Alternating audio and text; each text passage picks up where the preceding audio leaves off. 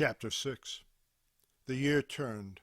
On a cold, blank, ordinary morning, Jack did not show up for a meeting. He and I hated that meeting, a committee on goals and curriculum or some such.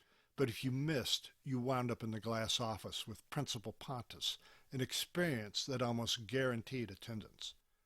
The name Pontus was so close to pompous and so accurate a description of the man, it was naturally the name we called him, teachers and students alike. His singular contribution to education was to expand the kids' vocabulary by this one word. More than once people slipped and called him Mr. Pompous to his face. When this happened, he would smile his tight little fish-like grin, then take his double-wide ass back to the glass office to find a new way to complicate your life. He lived to micromanage, a bureaucrat down to his black Florsheim shoes. Disliking him was a common ground agreed upon by students and teachers alike. When Jack missed the meeting, I figured I would kid him at lunch about his coming tete-a-tete with the pompous one. But he wasn't at lunch either. Then I heard a rumor that turned out to be true. On her way home from taking a yoga class the night before, Mindy was killed by a drunk driver on Webb Road just north of 21st Street. This news went around school like a shot, the kids finding the story on their cell phones and sharing. I didn't want to believe the news, couldn't believe it, and in denial and shock kept plowing through my next class. At the break I tried to call Jack, but there was no answer. After school I drove to his place. No cars were in the drive and no one answered my knock on the door. I went home, turned on my computer, and read what they had so far. The drunk was a 19-year-old son of one of the better-known attorneys in Wichita. The car he was driving was a brand-new Mercedes registered to his father. The first thought was just shock that Mindy was gone. A lovely woman with a beautiful nature who had disappeared, stepped off the planet, went to the next realm. The next thought was, poor Jack. How crazy was this going to make him? He was already wound too tight. To be honest, my next thought was that Jack was going to make enough money off this to retire, and that well-known Wichita attorney, after a lifetime of chasing ambulances, was finally going to get his. Most humans are petty. I am human. I never knew a man who loved his wife more than Jack, and never knew a woman more deserving of such adulation. Surely there were times when Mindy was snappish, peevish, crabby, full of ill humor, or at least suffered PMS. But Jack swore she had a beautiful nature and was by habit and inclination kind. There was never any reason to doubt this, and I knew her for 20 years. A rare person, every bit as beautiful on the inside as she was on the outside. 8:30 that night he called. The first words out of his mouth were, "Would you meet me at Connie's?" Of course, I told him. I'm sorry, man. Oh, my God, I'm so sorry, Jack. Yeah, me too. Let me come by and pick you up. I'm at the mortuary. And I could hear him crying. He managed to choke out, "I'll meet you at Connie's," and hung up. Connie's Mexico Cafe had been on North Broadway since I was a boy. The stockyards and oil refinery were just to the east, as were the railroad tracks. The neighborhood was scabby at the knees and full of people just getting by. But for the money, Connie had the best Mexican food in town and was generous with her portions. When I pulled in, Jack was just getting out of his car. We had one of those man-to-man hugs which have become popular in my lifetime. On this night there was one difference. Jack wept uncontrollably, his head on my shoulder. I held him for a minute until he turned away to put his head on the roof of his car and cry some more. "I'm sorry, Jack," I murmured, my hand on his shoulder. How lame are those words compared to such grief. When his crying finally stopped, he wiped at his face and, getting his breath back, said, "I need to get drunk." We got a booth in the back, ordered Dos Equis, and Jack got busy getting smashed.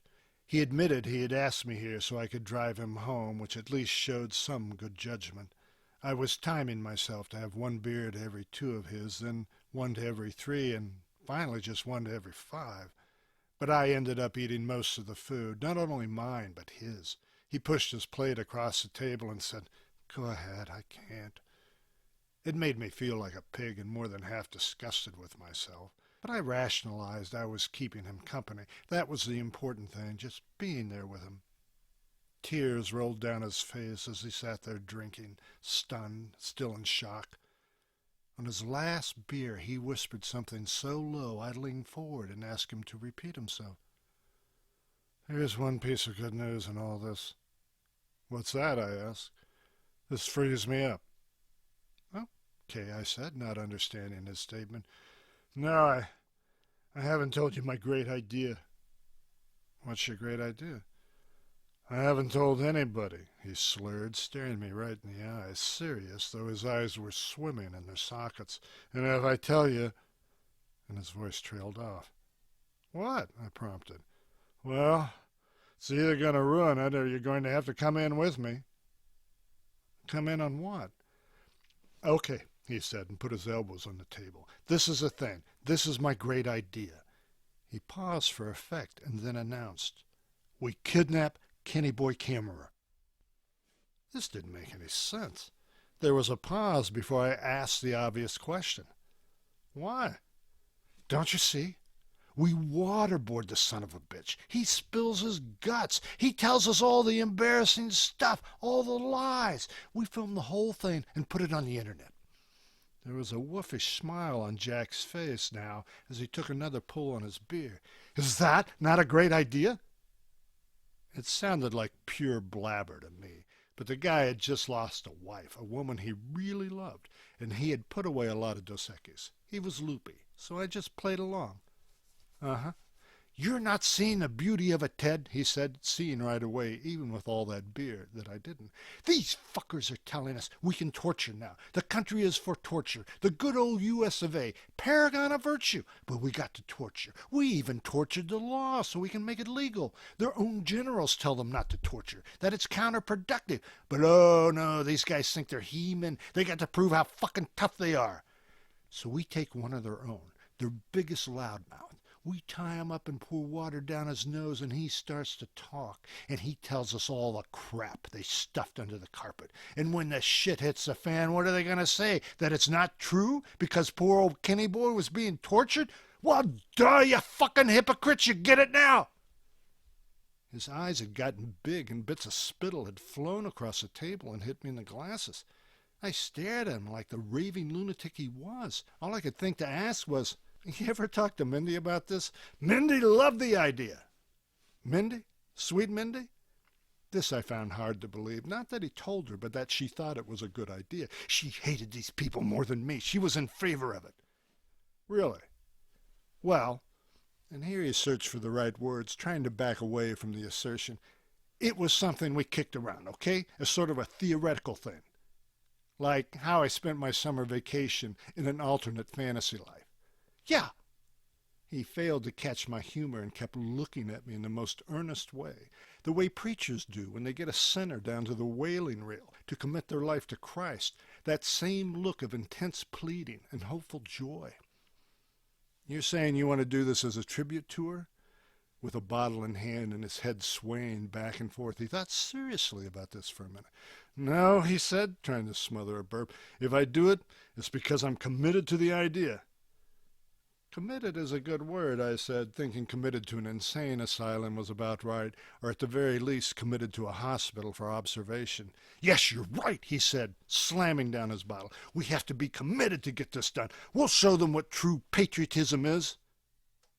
I stared at him, no longer certain the subject was going to change to something sane and this would be forgotten. "You're only the second person I've ever mentioned this to." "If you kept it to yourself, I'd feel better." "No, you've got to help me, Ted," he said drunkenly, with a gush of inebriated emotion. "Me? You're one of the few people in the world I trust." "I'm supposed to help you kidnap Kenny Boy Camera?" "Yes!" This was like telling me I was going to play middle linebacker for the New York Giants next Sunday. It was just one of those things that was never going to happen. "You need to find someone with more experience," I told him. Then, trying to let him down with a joke, I added, "My criminal resume is a little thin. If you don't count all the pot I smoked, and I don't, I've had exactly one speeding ticket in 50 years. That is my entire rap sheet." "No, man," he said, and reached across the table to grab hold of my arm, his sour breath blowing a brown cloud of beer in my face. "You're the one. You're the one who can help me pull this off." You're drunk, I told him. I know. You're very drunk, but I know what I'm saying. Reaching down, I peeled his fingers off and pushed his hand back to his side of the table, gently as I could.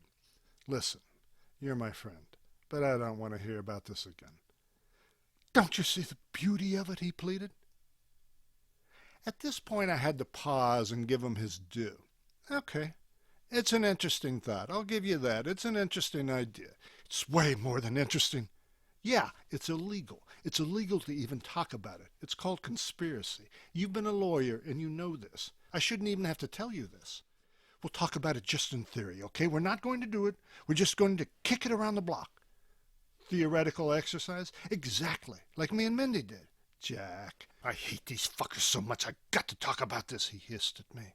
It makes me feel better to talk about it. If I don't at least talk about it, I'll go crazy, especially now. You're already crazy. You just lost Mindy. Ted! And his hand started across the table again, knocking over an empty bottle as he reached for me. Then the look on his face changed. He swung himself out of the booth and ran, weaved, actually, for the front door, smacking into a table which nearly sent a condiment tray falling to the floor. Through the plate glass window I could see him throwing up over the curb onto the darkened pavement of Broadway. As I walked towards the front I could hear the sound of his retching. As I paid the bill, the lady behind the register acted like nothing unusual was happening, but I could tell she was anxious for me and my friend to get out of her sight. I told her a gold Camry was going to be in the parking lot overnight, and please don't have it towed. We'd be back in the morning, and could I get a bottle of water to go?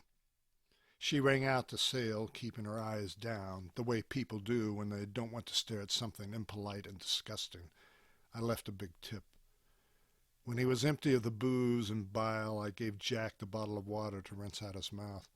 Then I walked him to my car, got him into the passenger side, and buckled him in. On the way home, his head lolled back on the seat rest, and I was certain he was passed out, smelling as he did of vomit and beer. I could swear he smelled of tears as well. He moaned a little, and after a few miles rolled his head in my direction and said, his words slurred, I got 2 things to tell you, pal. Yeah? 1. He rocked back and forth as he sat, unsteady, even with a seatbelt on. A pause went on long enough I figured he had forgotten what he was going to say, but he hadn't. I'm serious about what I told you. Serious about... Another pause came into play, and Jack swallowed a few times. For a moment it looked like he was going to spew, and I slowed down in case he wanted to open the car door and let fly. But he got his stomach under control and managed to say, I'm serious about Kenny Boy. Uh-huh, I said, as non-committal as I could make my voice sound. You'd be smart to leave Kenny Boy alone. I wish I could, but I can't. I kept driving. It was late, there was no traffic, and his house was only a few minutes away. I was anxious to get him home so that he would no longer be my responsibility. If I could get him inside his front door, I would have done enough for one night. Surely his daughter would be home from college soon, and maybe keep him sane. There's one other thing, my friend, Jack said. Okay, what's that? You know one of the last things Mindy told me? What? I asked. This was something I felt I'd been asking all night and kept getting surprised by the answers.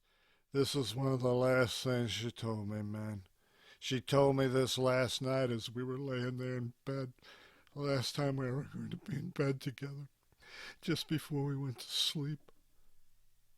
He stopped, and I thought the crying might happen again. The pause kept going, and again I thought he had forgotten what he was going to say, but he hadn't. She said, poor Ted. His marriage is in trouble, and he doesn't even know it yet. Then he dropped his head back on the seat, and this time he passed out. Thank you for listening to this reading of Kidnapping Kenny Boy, chapters 1 through chapter 6. If you'd like to read more, please visit Amazon.com. Thank you so much.